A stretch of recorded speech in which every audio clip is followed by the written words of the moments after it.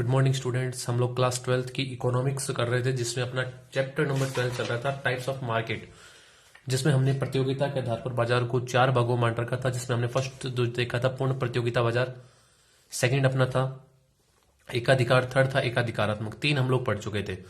First जो हमने पढ़ा था ना, वो अपना था पूर्ण प्रतियोगिता बाजार। पूर्ण प्रतियोगिता बाजार वह बाजार कहलाता है जिसमें उद्योग जो है मांग और पूर्ति के आधार पर वस्तु की कीमत का निर्धारण करती है और उस कीमत को फर्म स्वीकार करती है और उस कीमत पर, स्वीकार कीमत पर जो है जितनी मात्रा चाहे उतनी बेच सकती है। ठीक है। सेकंड हमने पढ़ा था पूर्ण प्रतियोगिता के बाद एकाधिकार। हाँ, एक और बता दो, पूर्ण प्रतियोगिता में समरूप वस्तु का उत्पादन होता है। जो फर्म जो बेचती है वो समरूप वस्तुएं बेचती है। नेक्स्ट जो हमने पढ़ा था एकाधिकार। एकाधिकार में ऐसी वस्तुओं का उत्पादन होता है जिसकी कोई स्थानापन्न वस्तु उपलब्ध नहीं होती और बाजार में एक अकेला विक्रेता उत्पादन करता होता है और वो वस्तु की कीमत या मात्रा में से किसी एक को चयन करना पसंद करता है और वो वस्तु की कीमत को चयन करता है। ठीक है। आज जो उसके बाद हमने पढ़ा था एकाधिकारात्मक, जो कल की वीडियो में देखा था। एकाधिकारात्मक बाजार में बता रखा है कि वस्तु विभेदीकृत पाई जाती है, तो वो समरूप होती है और नहीं उसकी ऐसी भी नहीं है कि स्थानापन्न उपलब्ध नहीं है। वस्तु विभेदीकृत पाई जाती है और वो अपनी वस्तु को बेहतरीन बताने के लिए जो वस्तु के रंग, रूप, आकार, पैकेजिंग, गुणवत्ता और पैटेंट, ये सारा हमने देखा था, विज्ञापन अधिक होता है। ठीक है। औसत और सीमांत आगम जो अधिक, जो दूसरी इसकी स्थानापन्न फर्म है जिसकी कीमत निर्धारित करती है, उसके आधार पर ये वक्र का गैप इनका पाया जाता है। कीमत लोच 1 से अधिक होती है। अब अपन लोग पढ़ रहे हैं अल्पाधिकार, ओलिगोपोली जिसको बोलते हैं। अल्पाधिकार बाजार का वह सर जिसमें विक्रेताओं की संख्या या बहुत ही कम होती है, 2, 3, 4। ठीक है। और लेकिन उनका मार्केट में जो वस्तु का जो बोल सकते हैं कि मार्केट कैप्चर उनका होता है। ठीक है। कि वो पूरे मार्केट पे आधिपत्य लगभग उनका चलता है कि बहुत बड़ी मात्रा में वो लोग पूरे उसकी सेल्स वगैरह करते हैं, तो वो अल्पाधिकार की श्रेणी में आता है। अल्पाधिकार बाजार संरचना का वह रूप है जिसमें विक्रेताओं की संख्या थोड़ी होती है। वे समरूप या विभेदीकृत दोनों हो सकती है प्रकार की वस्तुओं का उत्पादन करते हैं। यदि एक वस्तु के केवल 2 ही विक्रेता, उसे द्वयाधिकार कहेंगे। यह अल्पाधिकार का सबसे सरल रूप होता है। भारत में वाहन, सीमेंट, स्टील, एल्यूमिनियम आदि में अल्पाधिकार बाजार देखने को मिलता है। ये कुछ अलग अलग बता रखे हैं, आधार बता के और इसके प्रकार बता के, इसकी विशेषताओं के आधार पर बता रहा है कि अल्पाधिकार क्या किस कैटेगरी में आ सकता है, उसको समझाना चाह रहा है। फर्स्ट है वस्तु विभेद के आधार पर पूर्ण अल्पाधिकार या अपूर्ण अल्पाधिकार। ठीक है।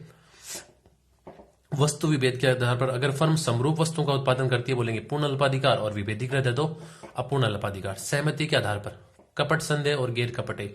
कपट संदेह में कि जब सारी फर्म जितनी भी अल्पाधिकार में है ना, वो मिलकर अगर कीमत को संचालन करे ना, तब तो बोलेंगे कपट संदेह। और वो किसी प्रकार का समझौता नहीं करती है कि हम एक साथ प्राइस को बढ़ाएंगे घटाएंगे, तब उसे कहेंगे गैर कपटीय।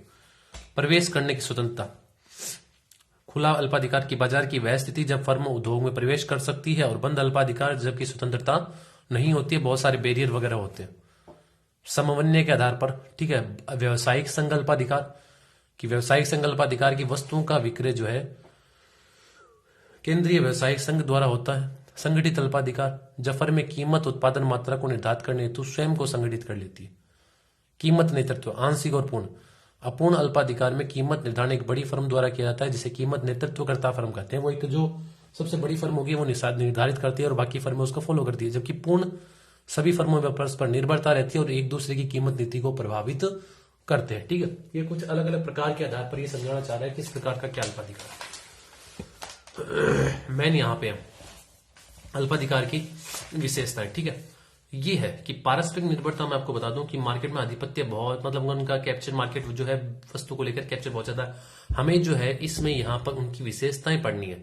फर्स्ट है पारस्परिक निर्भरता कि विक्रेताओं की संख्या कम होने के कारण परस्पर निर्भरता पाई जाती है और कुल उत्पादन में प्रत्येक फर्म का एक बड़ा हिस्सा होता है, अतः वह बाजार में उत्पादन की कीमत को प्रभावित करते हैं। यानी हर फर्म का बाजार के उत्पादन में एक बड़ा हिस्सा होता है पूरे कंट्री में, जो बता रखा है, अतः वह बाजार में उत्पादन और वस्तु की कीमत को प्रभावित करने में सक्षम होते हैं। अल्पाधिकार ऐसा बाजार है जहां पर वस्तु की कीमत और मात्रा प्रभावित हो सकती है। एक फर्म की कीमत, ये बहुत सारी नीतियां बता रखी है कि हमने पढ़ा था अल्पाधिकार में समरूप या विभेदीकृत वस्तुएं हो सकती है और लेकिन मार्केट में बहुत ज्यादा आधिपत्य होता है और एक फर्म की नीतियां दूसरे फर्म की मांग को प्रभावित कर सकती है।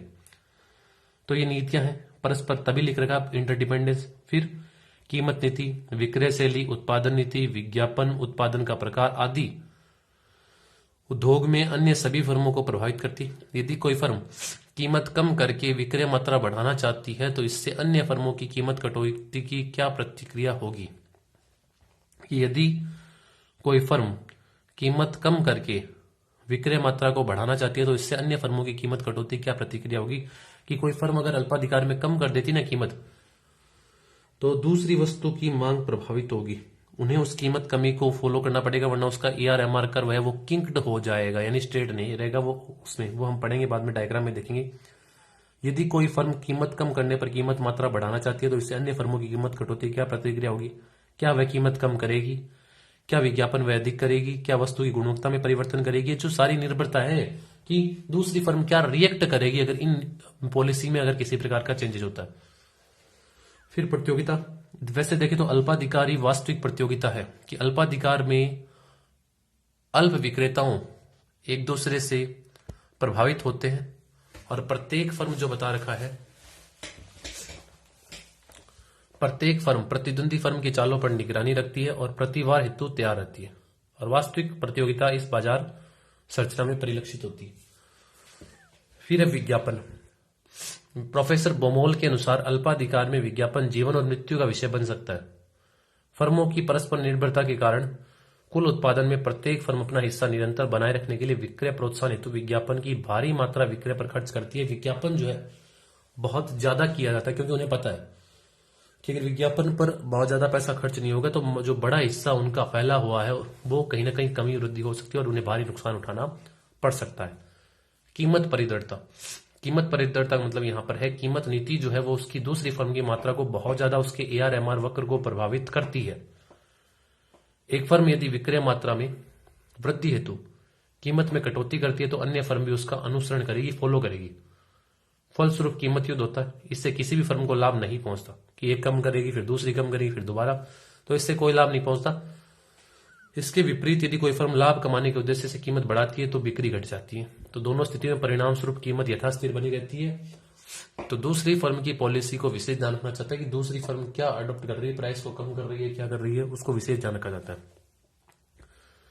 फर्मों के मध्य विरोधी प्रवृत्ति, फर्मों की लाभ कमाने की इच्छा और अपना प्रभुत्व बनाए रखने के उद्देश्य से अल्पाधिकार में फर्मों के मध्य होड़ निरंतर बनी रहती है। फर्मों के मध्य संघर्ष और विरोध की मनोस्थिति रहती है। अल्पाधिकार में मांग वक्र, ये आपको विंग्स को फर्मों के मध्य अत्यधिक निर्भरता के कारण मांग वक्र अनिश्चित रहता है, ठीक है, विकुंचित किंक्ड होता है। पॉल एम स्विजी द्वारा विकुंचित मांग वक्र, तो ये नाम ध्यान रखना कि अल्पाधिकार जो है वो विकुंचित किंक्ड जो डिमांड कर रहा है वो किसने संबोधित किया, वो जो बता रखा है स्विजी द्वारा किया गया, ठीक है।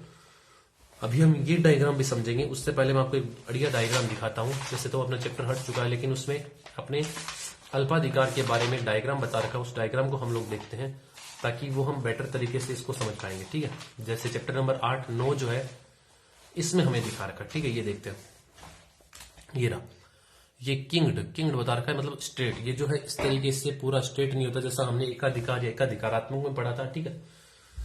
ये किंग्ड यहां से किंग्ड उभरा हुआ होता है, स्ट्रेट नहीं होके। यहाँ पे भी इसको थोड़ा सा यहां से करेंगे तो ये ज्यादा बेटर होगा। MR वक्र आपको यहां से दिखाना है, ठीक है। किंग्ड का मतलब है कि कोई फर्म ने अगर अपने दूसरी फर्म ने प्राइस कम कर दी अल्पाधिकार में तो इसके AR और MR पर फर्क पड़ेगा, इसके कस्टमर छोड़ के चले जाएंगे तो AR जो है इसका किंग्ड हो जाएगा, गिर जाएगा, ठीक है। और वही MR पर है, लेकिन ये एक दिन में इतना ज्यादा MR माइनस में नहीं जाएगा तो इसको धनात्मक से फिर माइनस में हम ऋणात्मक में दिखाएंगे। ये किंग्ड है। ये किस कारण से हो रहा है, ये कीमत के कारण से हो रहा है, ठीक है। कि दूसरी फर्म कीमत नीति के अकॉर्डिंग अगर कीमत को कम कर देती है तो ये किंग्ड हो जाएगा। इस फर्म के AR/MR पर फर्क पड़ता है तो उसके कस्टमर जैसे ही जाएंगे AR जो है इसका किंग्ड गिर जाएगा, ठीक है। तो ये कीमत नीति के कारण होता है, ठीक है। अब इसी में जिसे देखते हैं हम लोग अपना जो चैप्टर चल रहा था कि ये AR और MR जो बता रखा है, ठीक है। ये एक तरीके से हम इसको पढ़ते हैं कि दो मांग वक्र हमें डिमांड करो बता रखे, ठीक है। AR/MR की बात नहीं, मांग वक्र है। KL जो अधिक लोचदार है, ये वाला अधिक सापेक्ष अधिक लोचदार है और ये कम लोचदार है। एक अल्पाधिकार को कीमत वृद्धि में मांग वक्र अधिक लोचदार और कीमत में कमी पर मांग वक्र कम लोचदार का सामना करना पड़ता है। अल्पाधिकार मांग वक्र एक स्थापित कीमत पर विकुंचित होता है। इस कारण से अल्पाधिकार कीमतों को स्थिर रखते हुए परिवर्तन लागतों और मांग दशाओं में वो विकुंचित बिंदु पर पाया जाता है, यह किंग्ड होता है। इसके कारण जो बता रखा है कीमत नीति कारण, ठीक है। तो ये चैप्टर अपना कंप्लीट हो चुका है। इस चैप्टर के क्वेश्चन आंसर अपन लोग देखते हैं। एकाधिकार बाजार में अनेक विक्रेता होते, अल्प विक्रेता होते, एक विक्रेता। तो डायरेक्ट आंसर है एक ही विक्रेता होता है। एक विक्रेता उत्पादन करता है, आपूर्तिकर्ता एक ही होता है। एकाधिकारात्मक प्रतियोगिता का धारणा प्रतिफलन किसने किया था? एकाधिकारात्मक किसने बताया था? तो चैम्बरलिन ने एकाधिकारात्मक के बारे में बताया था। अल्पाधिकार फर्मों की कौन सी विशेषता नहीं है? परस्पर निर्भरता बिल्कुल पाई जाती है, बहुत सारी नीतियां होती है, कीमत परिदृढ़ता जिसके कारण किंग्ड होता है, अनिश्चित मांग होकर ये भी है, एक विक्रेता ये नहीं है, ये अल्प एकाधिकार की है। तो आंसर होगा डी। एकाधिकार बाजार में कौन सी वस्तुओं का उत्पादन होता है? तो एकाधिकार बाजार में ऐसी वस्तु का उत्पादन होता है जिसकी कोई निकट स्थानापन्न वस्तु उपलब्ध नहीं होती, समरूप एक जैसी, थोड़ी बहुत विभेदीकृत नहीं, विजातीय। विजातीय का मतलब होता है अलग टाइप की। एकाधिकार मांग वक्र की लोच होती है, तो ये जो पाया जाता है कि एक से कम होती है क्योंकि उसकी स्थानापन्न वस्तु उपलब्ध नहीं होती, स्थानापन्न उपलब्ध होगी वहां एक से ज्यादा। एकाधिकार का अर्थ है कि मोनोपोली है क्या? तो मोनोपोली जो बता रखा है वह स्थिति है बाजार में जिसमें एक ही उत्पादन विक्रेता आपूर्तिकर्ता होता है और वो एक ऐसी वस्तु की सप्लाई करता है जिसकी कोई निकट स्थानापन्न वस्तु उपलब्ध नहीं होती। एकाधिकार का मुख्य उद्देश्य क्या? एकाधिकार का मुख्य उद्देश्य अधिकतम लाभ कमाना। वस्तु विभेद क्या है? वस्तु विभेद का तात्पर्य है कि वस्तु को दूसरे उत्पादनकर्ता की वस्तु से अलग बताना, रंग, रूप, आकार, गुणवत्ता, पैकिंग आदि के आधार पर। विभेदीकृत वस्तु का उत्पादन किस बाजार की प्रमुख विशेषता है? तो एकाधिकारात्मक प्रतियोगिता की। अल्पाधिकार बाजार की एक प्रमुख विशेषता लिखिए, अल्पाधिकार। तो अल्पाधिकार में समरूप भी हो सकती है और विभेदीकृत भी हो सकती है, लेकिन जो है और जो फर्म जो है वो एक दूसरे की नीतियों विशेष उन पर पारस्परिक निर्भरता पाई जाती है, नीतियां प्रभावित करती है और बाजार में उनकी जो है एक भारी मात्रा में जो बता रखा है फर्म का एक बड़ा हिस्सा बाजार में होता है अपना मात्रा में। एकाधिकारात्मक बाजार को परिभाषित कीजिए। वैसे तो एकाधिकारात्मक को चैम्बरलिन ने बताया था कि एकाधिकारात्मक प्रतियोगिता की धारणा जो परंपरागत विचारधारा और जो व्यक्तिगत कीमतों की या तो प्रतियोगिता के अंतर्गत या एकाधिकार में यह वाक्य, लेकिन हम कह सकते हैं कि एकाधिकारात्मक में एक ऐसी वस्तु जो ना तो पूर्ण रूप से समरूप होती है और ना ही उसकी स्थानापन्न वस्तु उपलब्ध नहीं होती है, ऐसा नहीं है। वस्तु होती है, अलग अलग टाइप्स की होती है, वस्तु विभेदीकृत पाई जाती है और सारे जो अपनी वस्तु को बेहतरीन बताते हैं, ठीक है, वो एकाधिकार बाजार कहलाता है। वास्तविक प्रतियोगिता अल्पाधिकार में होती है, इस कथन की व्याख्या कीजिए। तो वास्तविक प्रतियोगिता अभी आया भी था, वास्तविक प्रतियोगिता एक्चुअल में अल्पाधिकार में देखने को मिलती है। वास्तविक प्रतियोगिता मतलब यहां पर दूसरी फर्म की नीतियां, दूसरी फर्म क्या पॉलिसी अडॉप्ट कर रही है, उससे हमारी मांग पर क्या फर्क पड़ेगा, हमें उनकी पॉलिसीज पर निगरानी रखनी चाहिए, वो क्या कब क्या एक्शन ले रहे हैं उसके अकॉर्डिंग हमें भी उससे पहले थोड़ा सा ध्यान रखना चाहिए ताकि अपनी मांग जो है वो ज्यादा प्रभावित ना हो, इसलिए किंग डिमांड वर्क अपना पाया जाता है। तो ये प्रतिद्वंदी की चालों पर निगरानी रखना, ठीक है, और फर्म की उसकी पॉलिसी को ध्यान में रखना, तो एक दूसरे की नीतियां उसको एक दूसरे को प्रभावित करते हैं, विक्रेता अल्प होते हैं, तो ये कुछ इसकी विशेषताएं, मतलब बोल सकते हैं कि वास्तविक प्रतियोगिता अल्पाधिकार में होती है। अल्पाधिकार बाजार की दो विशेषता, इस बाजार में विक्रेताओं की संख्या बहुत कम होती है और दूसरा बोल सकते हैं कि बाजार में जो है उत्पादन में एक बड़ा हिस्सा इनका होता है और एक दूसरे की नीतियां जो है वो फर्म को प्रभावित कर सकती है।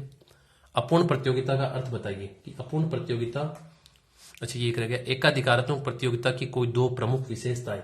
एकाधिकारात्मक में क्या होती है, फर्म अथवा विक्रेताओं की संख्या अधिक होती है लेकिन उनका आकार छोटा होता है जो हम प्रभावित नहीं कर सकते, और एकाधिकार में एक ऐसी वस्तु का उत्पादन किया जाता है जिसकी निकट स्थानापन्न वस्तु उपलब्ध होती है लेकिन वस्तु विभेदीकृत इसमें पाई जाती है। अपूर्ण प्रतियोगिता क्या है?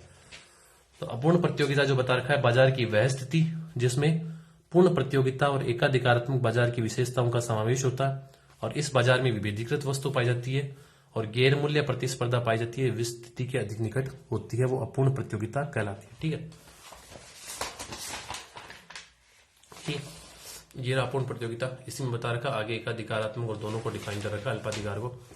उसके बाद एकाधिकारात्मक बाजार की एक चरम सीमा स्थित है, इसको व्याख्या कीजिए। एकाधिकारात्मक बाजार को समझाना कि एकाधिकारात्मक बाजार क्या है, उसकी विशेषताओं को पूर्ण प्रतियोगिता और एकाधिकार की समरूपता को लेके हुए। एकाधिकारात्मक वापस वही है, अल्पाधिकार बाजार और विशेषताएं, वस्तु विभेद क्या है, किस किस तरीके से हो सकता है, इसको बताना। तो ये चैप्टर अपना कंप्लीट हो चुका है। ठीक है, और तो इसको थोड़ा सा विशेष ध्यान से पढ़ना, इसमें से क्वेश्चन आता है मार्केट में से। तो हमने जो मार्केट के वो है काफी प्रकार पढ़ लिए। पहला पढ़ा था बाजार की डेफिनेशन, फिर बाजार के क्षेत्र के आधार पर वर्गीकरण, 4 प्रकार के थे, स्थानीय, क्षेत्रीय, राष्ट्रीय, अंतर्राष्ट्रीय, वस्तु के आधार पर सामान्य, विशिष्ट, नमूने द्वारा और श्रेणी द्वारा, बिक्री के आधार पर खुदरा और थोक, समय के आधार पर अति अल्पकालीन, अल्पकालीन, दीर्घकालीन, अति दीर्घकालीन, प्रतियोगिता के आधार पर पूर्ण प्रतियोगिता, एकाधिकार, एकाधिकारात्मक और अल्पाधिकार। सारे क्वेश्चन आंसर अपने हो गए थे। फिर भी अगर किसी चैप्टर में कोई डाउट हो तो आप कांटेक्ट कर सकते हो। ये अपना चैप्टर जो है वो कंप्लीट हो चुका है। नेक्स्ट क्लास में अपन लोग नेक्स्ट चैप्टर के साथ मिलते हैं। Thank you.